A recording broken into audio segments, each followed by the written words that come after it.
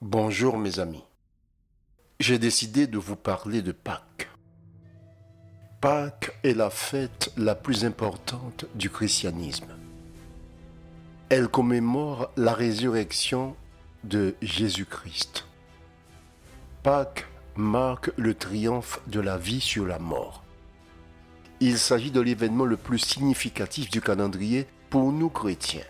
Pâques est le retour à la vie de Jésus-Christ, notre Seigneur, 3 jours après sa crucifixion. Mes amis, la résurrection est un élément central de la chrétienté. Si tu ne crois pas à la résurrection, tu ne peux pas être chrétien. C'est simple. Tu ne peux pas dire « je suis chrétien » et j'ai un doute par rapport à la résurrection. Il faut tout recommencer. La Pâque, pour nous chrétiens, est bien plus qu'une simple fête religieuse. C'est un moment de réflexion profonde, de célébration et de renouveau spirituel. Tu dois connaître l'histoire de Jésus si tu es chrétien, car Jésus est le Christ. Concernant Pâques, il existe pas mal de divergences quant aux traditions pour commémorer cette fête, mais nous partageons tous l'essentiel. Nous célébrons la résurrection de Jésus-Christ ce jour-là. Mes amis, je vais être honnête avec vous, entre nous. Il est évident qu'il y a un problème dans certaines communautés par rapport à la manière de remémorer et de fêter Pâques.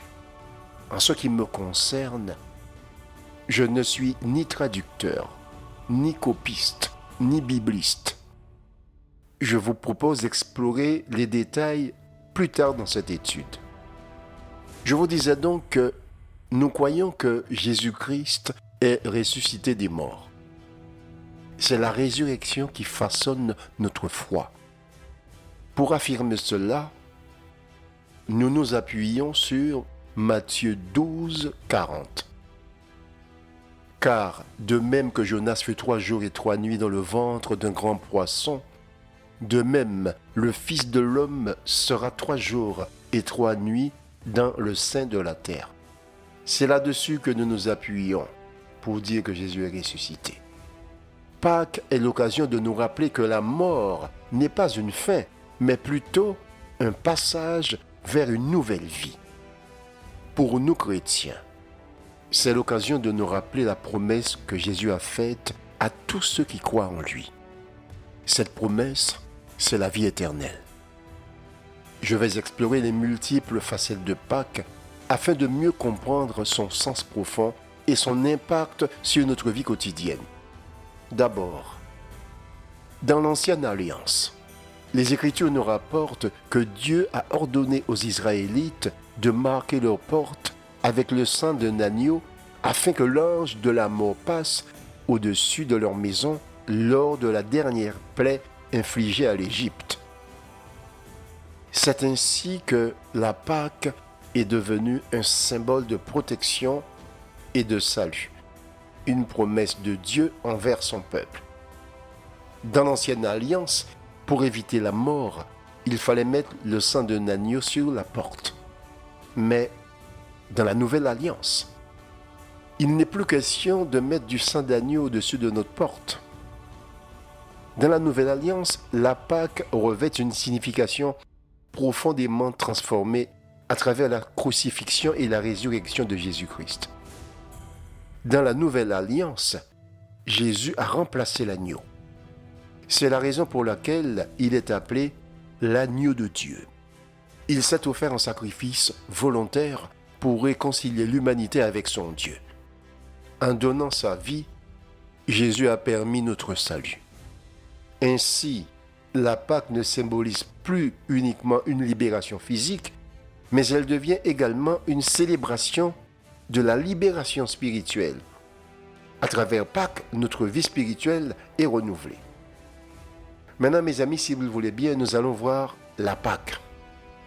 Pour nous chrétiens, la Pâque est le sommet de l'année religieuse. Pâques marque le triomphe de la vie sur la mort. Le fait que Jésus ait séjourné 3 jours dans le séjour des morts et ressuscité le 3e jour, il a vaincu la mort. Mon ami, tout chrétien doit connaître l'histoire de Jésus lors de sa vie terrestre. La semaine qui précède la Pâque, connue sous le nom de Semaine Sainte, est un temps de réflexion sur les souffrances de Jésus, le point culminant étant sa crucifixion. C'est dans la célébration de la résurrection que se trouve l'essence même de la foi chrétienne. Mon ami, je t'invite à sonder ton cœur. Sonde-le profondément et demande-toi si tu crois véritablement que Jésus est ressuscité d'entre les morts. Si tu détectes la moindre trace de doute, prie et demande au Seigneur de te libérer de cette incertitude, afin que tu puisses pleinement accéder à cette vérité essentielle. Mon ami, si tu doutes de la résurrection de Jésus et que tu es chrétien, dépose un instant la Bible et va prier. Demande à Jésus de t'enlever ce doute. C'est seulement une fois que tu auras touché cette vérité qu'on peut passer à l'étape suivante. Pourquoi je te dis cela? Parce que si tu ne crois pas que Jésus est ressuscité des morts, tu n'es tout simplement pas chrétien. Mon ami, c'est aussi simple que ça. Donc, je te disais que la Pâque est une fête très riche en symboles. Nous sommes invités à réfléchir sur notre propre parcours spirituel.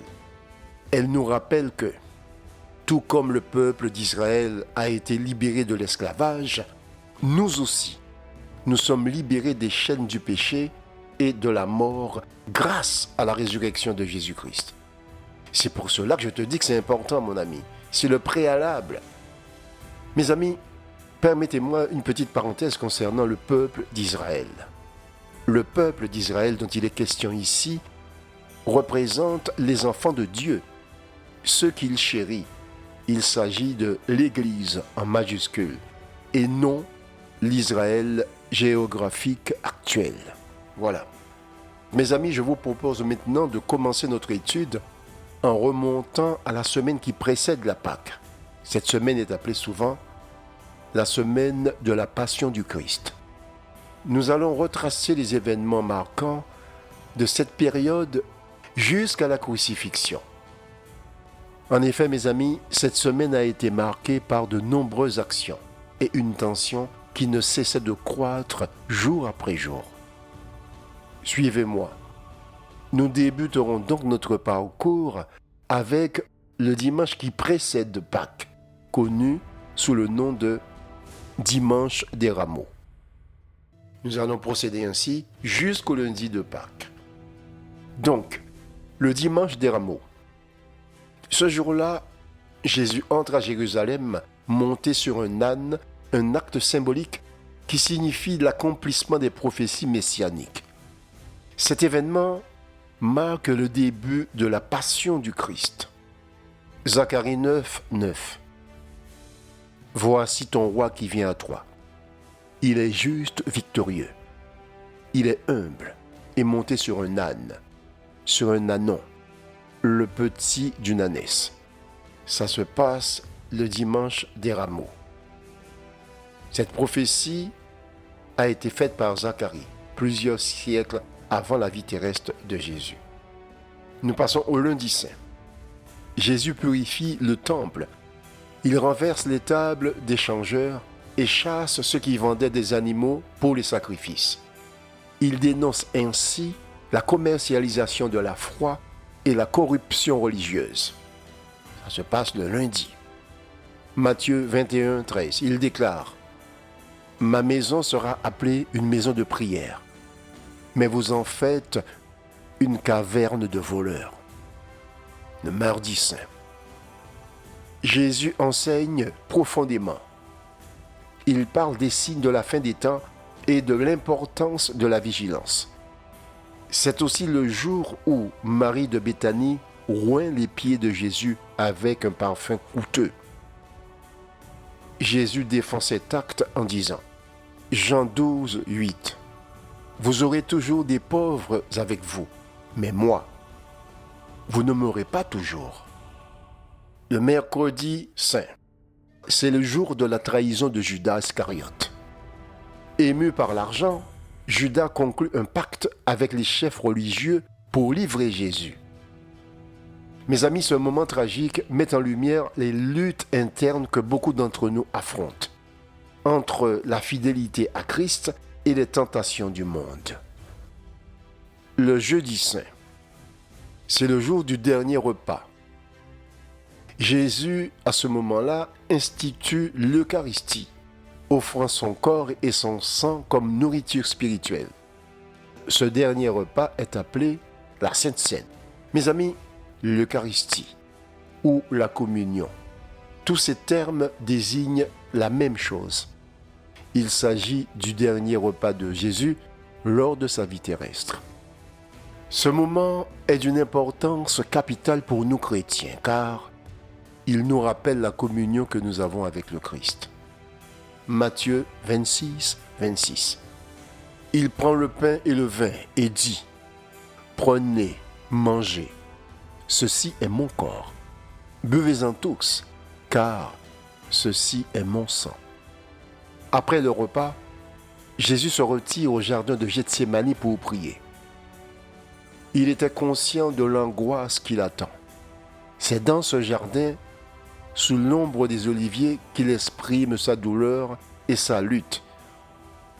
Il demande au Père Céleste alors, Matthieu 26, 39, « Que ce calice s'éloigne de moi, néanmoins, non pas comme je veux, mais comme tu veux. » Ce moment nous enseigne l'importance de la soumission à la volonté de Dieu, même dans les épreuves les plus sombres.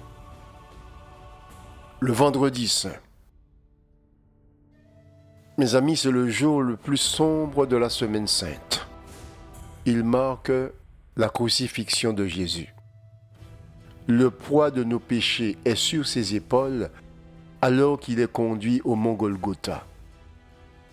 Pour mieux comprendre, mes amis, je vous invite à lire Ésaïe 53. Je vous rappelle juste que le prophète Ésaïe a vécu 8 siècles avant Jésus. Il a prophétisé ces événements dans les plus petits détails. Ésaïe 53, 6. Nous étions tous comme des brebis égarées. Chacun suivait sa propre voie. Et l'Éternel a fait retomber sur lui nos fautes à tous. Il a été maltraité. Il s'est humilié. Il n'a pas ouvert la bouche. Pareil à un agneau qu'on mène à l'abattoir, à une brebis muette devant ceux qui l'attendent, il n'a pas ouvert la bouche. Alors qu'il est en train d'agoniser, Jésus dit, Matthieu 27, 46, « Mon Dieu, pourquoi m'as-tu abandonné ?» Cela signifie, mes amis, que dans nos moments de désespoir, Dieu est présent et que la souffrance n'est jamais vaine. Le samedi saint et le dimanche de Pâques.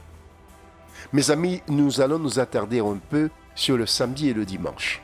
Lisons Matthieu 12, 40. « Car, de même que Jonas fut 3 jours et 3 nuits dans le ventre d'un grand poisson, de même, le Fils de l'homme sera 3 jours et 3 nuits dans le sein de la terre. » Mes amis, ici, cela mérite un petit éclairage. Certains considèrent que Jésus aurait été crucifié un vendredi à 15h et sa résurrection est célébrée le dimanche. Amen. Mes amis, nous célébrons habituellement Pâques le dimanche et nous célébrons dans le même temps sa résurrection.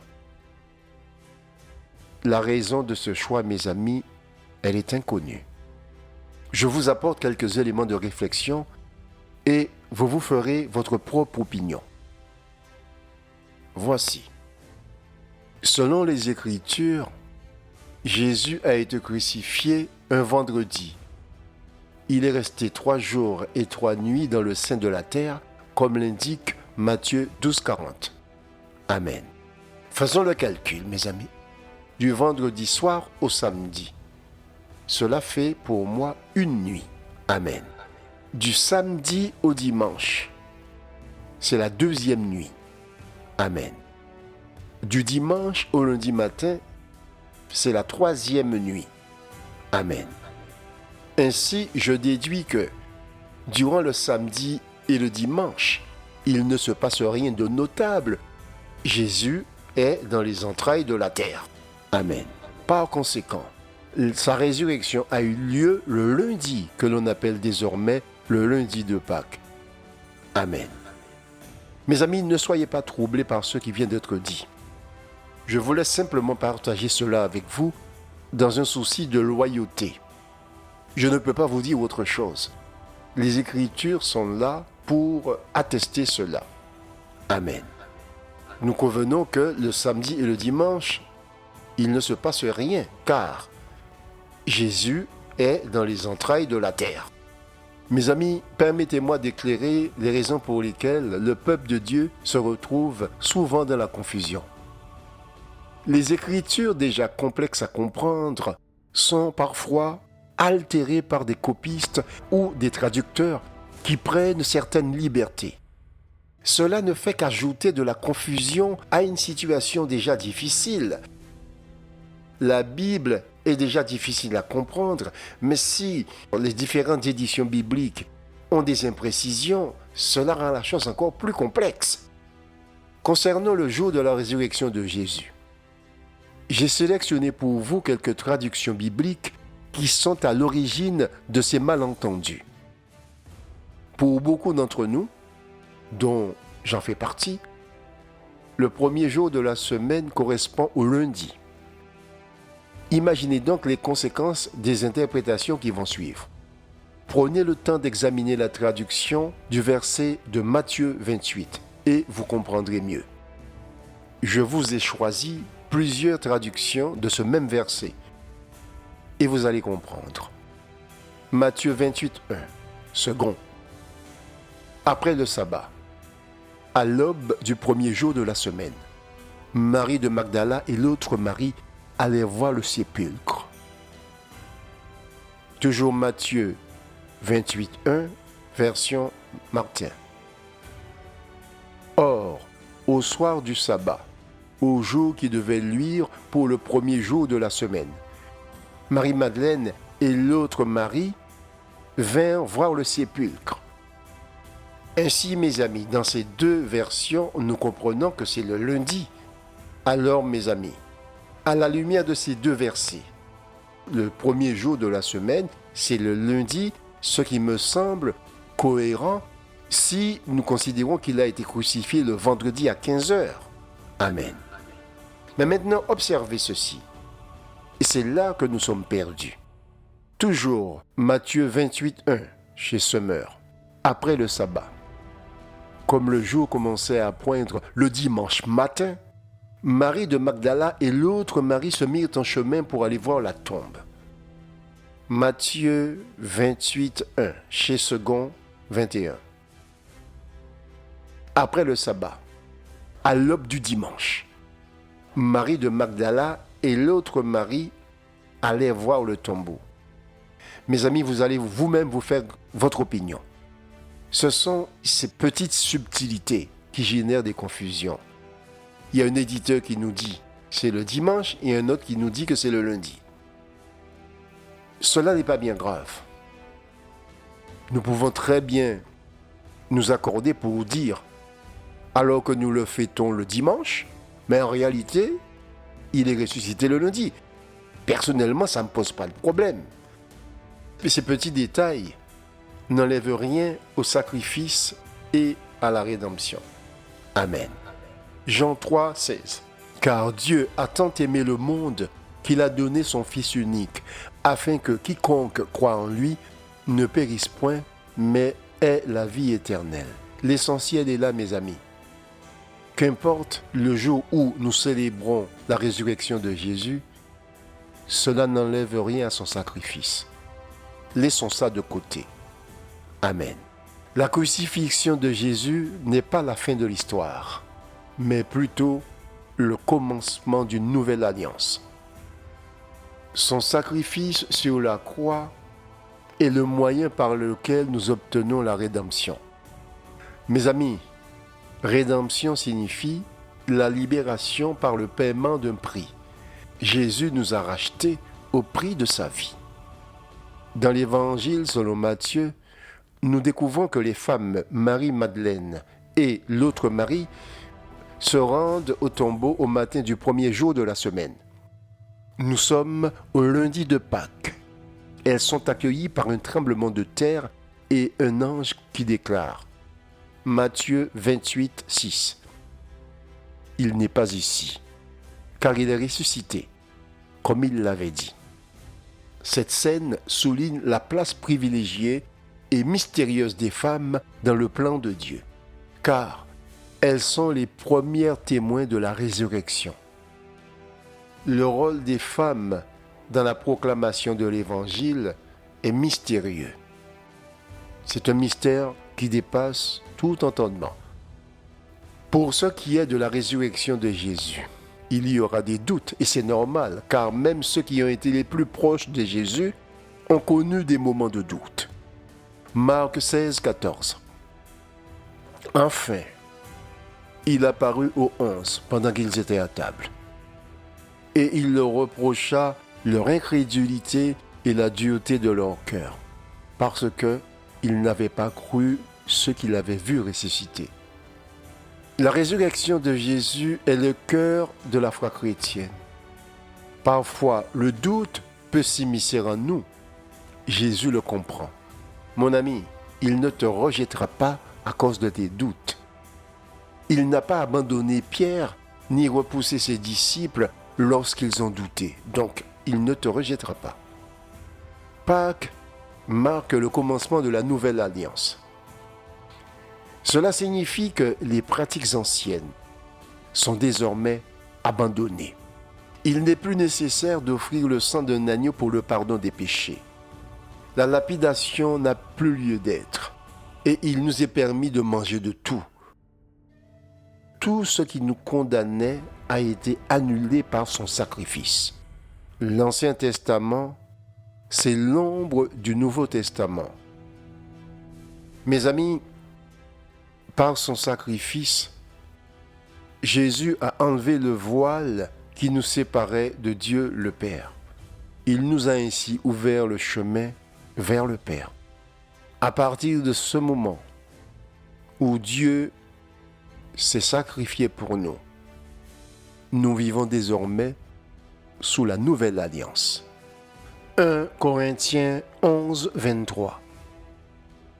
Le Seigneur Jésus, dans la nuit où il fut livré, prit le pain et, après avoir rendu grâce, le rompit et dit : Ceci est mon corps qui est rompu pour vous. Faites ceci en mémoire de moi. 1 Corinthiens 11, 25. De même, après avoir soupé, il prit la coupe et dit : Cette coupe est la nouvelle alliance en mon sang. Faites ceci en mémoire de moi, toutes les fois que vous en boirez. Mes amis, par son sang, Jésus a instauré cette alliance nouvelle et éternelle. Depuis le dernier repas de Jésus avec ses apôtres, connu sous le nom de la Sainte Seine, nous vivons désormais sous la nouvelle alliance, également appelée Nouveau Testament. Amen.